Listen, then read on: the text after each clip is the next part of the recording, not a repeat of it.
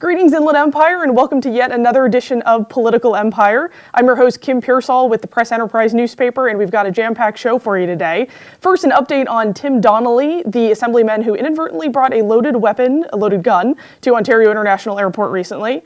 Also, we'll be talking about a political firefight that's happening in Congress right now. And also, when you go to the polls to elect whomever you're going to elect, sometimes you'll notice the professions of the folks that you're going to be voting for. We're going to be talking a little bit about that today because it's been certainly in the news and quite interesting as to what jobs are listed. And finally, a commentary on that matter by our very own Dan.Bernstein. So first off, a little update about Tim Donnelly. Now, Tim Donnelly is the assemblyman, the Republican who represents the Twin Peaks area. And like I mentioned before, he inadvertently brought or mistakenly brought a loaded gun in his carry-on to Ontario International Airport recently when he was traveling. Well, he just recently pled no contest to 2 misdemeanors for bringing that loaded gun, which isn't registered to him, by the way, in his carry-on at Ontario Airport. Because of that, he'll get 3 years probation as well as a $2,215 fine. His lawyer, interestingly enough, was Rod Pacheco, and again, he pled no contest to the charge, two misdemeanors for bringing that loaded weapon to Ontario Airport. And now we're going to have Ben Goad in Washington tell us a little bit about the political firefight going on in Congress right after this. Welcome back. We have Ben Goad, our Washington, D.C. correspondent, on the line with us, and he's going to tell us about a political firefight that's kind of going on in Congress right now. Essentially, the U.S. Forest Service has just 11 aircraft in its fleet to fight fires, down from 44, so these are the tankers. CAL FIRE is concerned it won't have the backup it needs to tackle those fires here, and Congress has been listening to the federal agency's request for more money. But Ben, what exactly is at stake here? Right. These are the big planes, the tankers that people in the Inland Empire are accustomed to seeing circling the mountains and dropping flame retardant on fires every summer and fall. And they're especially important in our area because there are a lot of mountain communities. We're talking about Lake Arrowhead, Big Bear, Idlewild that are right up against the forest, and they're harder to reach with regular fire engines. So it struck me as interesting when this issue came up at a routine budget hearing this month. And a couple of senators pressed Forest Service Chief Tom Tidwell on whether or not he had a sufficient number of tankers on hand. And we have a clip from that hearing, correct? Correct. Fantastic. Let's go ahead and take a look at that clip. FY13. With that being said, this is not enough for what we feel we need with large air tankers. Our strategy that we sent up to Congress here a few weeks ago had a range in here at a minimum of 18 to 28 large air tankers. We feel that that's is absolutely necessary. So we're moving forward to work with contractors to get additional aircraft available, and but you're going to be probably depending more on the Air National Guards, their C-130s, their MAFS units, probably even more so than we did last year. But that's the approach that we have going forward. Now, Ben, curious, what does this mean for California then? Well, that really depends on what kind of fire season we get, and that's not known, but CAL FIRE Director Kim Pierceall is saying he's concerned. After that hearing, he sent a pretty forcefully worded letter to Chief Tidwell saying that this shortage could put a serious strain on resources in California this year. And finally, how is this all sitting with Congress then? It's not going over very well. Some lawmakers have been criticizing the Forest Service for not moving fast enough to acquire more tankers. And as we reported this morning in this morning's paper, a group of 4 senators, including Senator Dianne Feinstein of California, sent a letter to the Government Accountability Office yesterday asking them to conduct an independent review of the Forest Service's handling of this situation. So we're going to watch that and see what they have to say about it. Well, certainly keep us posted. And Ben, thanks so much for joining us on today's Political Empire. We're going to be right back. Anytime. Thanks so much. We're going to be right back with Jim Miller in Sacramento, who's going to tell us a little bit about those ballot designations that you're going to be seeing when you go to the polls soon. We're back, and on the phone is Jim Miller in Sacramento. Jim, how are you doing?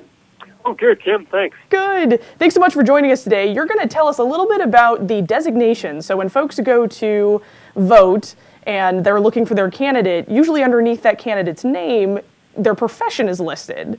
But it's kind of interesting because some candidates who had either been in the assembly before or been a senator or are currently incumbents aren't listing those titles as their job profession. Is that strange?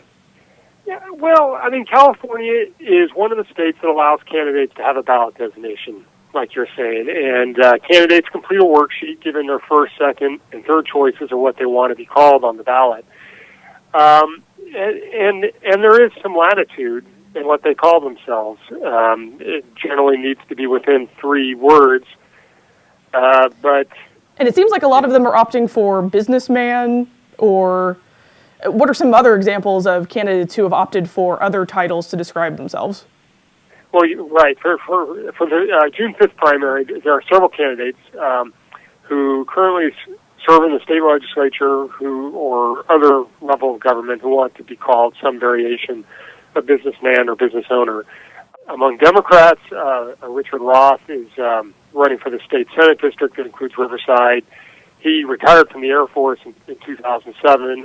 His first choice for ballot designation was to be called a retired general/attorney. The second and third choices are, variations on the attorney, small business owner theme. And there have been lawsuits filed that contest these descriptions, right? And has that worked? Well, correct. Yes, lawsuits are a regular part of the designation process. Going back a few years, but in 2006, now Assemblyman Paul Cook wanted to call himself a retired Marine colonel. He retired from the Marines in the 1990s. And one of his primary opponents sued. Cook won and went on to win the race in a district that had a lot of retired military. And this also goes on statewide, and it's been going on in other races. In San Bernardino County here, we just had the court ruling in a lawsuit brought by a supporter of James Ramos against the incumbent county supervisor, Neil Derry, who wanted to call himself a supervisor/businessman. Up here in Northern California, a campaign consultant for Ramos has been involved in a similar kind of challenge against a retired astronaut who was running for Congress. And finally, does it really make a difference to voters what those designations are? You mentioned Cook. Cook won his case and he ended up winning the race. Was it attributed to having that designation? Was that a large part of it? That's a good question. And when I did the story, I asked around, saying, is there any statistical evidence that this helps? And I could not find any, but the assessment from campaign professionals is that it definitely helps. Particularly in these maybe less high-profile races like Assembly, Congress, State Senate, where voters are not familiar with the people who are running. Just seeing that name, just seeing that designation underneath the name is viewed as maybe giving the voter just a nudge he needs to vote for you. Well, thanks so much for joining us today, Jim, and telling us about this. And hopefully we'll see you next week. And if there's an update on this too, certainly keep us posted. Will do. Thanks, Kim. And with his very own take on this topic, we have our resident columnist, Dan.Bernstein, who's going to give us his take on his advice for candidates interested in taking on perhaps a different identity. Where's the compassion? Voters sent Jeff Miller, Bob Dutton, and Kevin Jeffries to Sacramento. They became legislators and evidently did everything voters asked them to do because they were returned to office term after term after term. Yet these same voters overwhelmingly believe that the legislature isn't worth a bucket of warm spit. So no wonder these guys are fudging their resumes. Look what we did to them.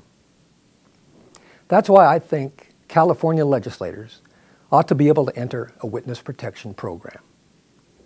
We wouldn't have to relocate them, just redefine them, scrub them, sanitize them, etch-a-sketch them, so that any evidence of political footprints, fingerprints, or past is gone.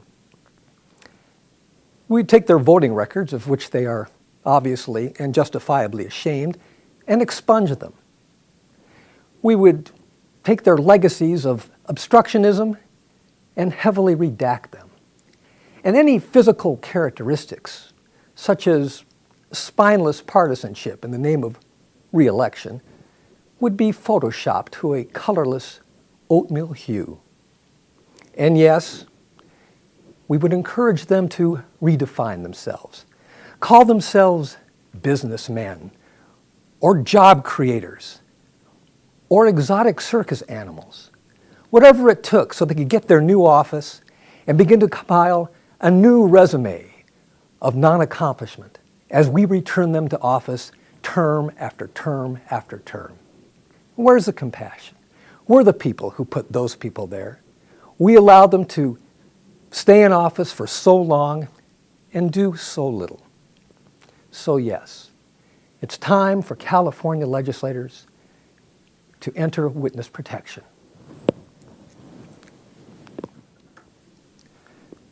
Because we owe them one.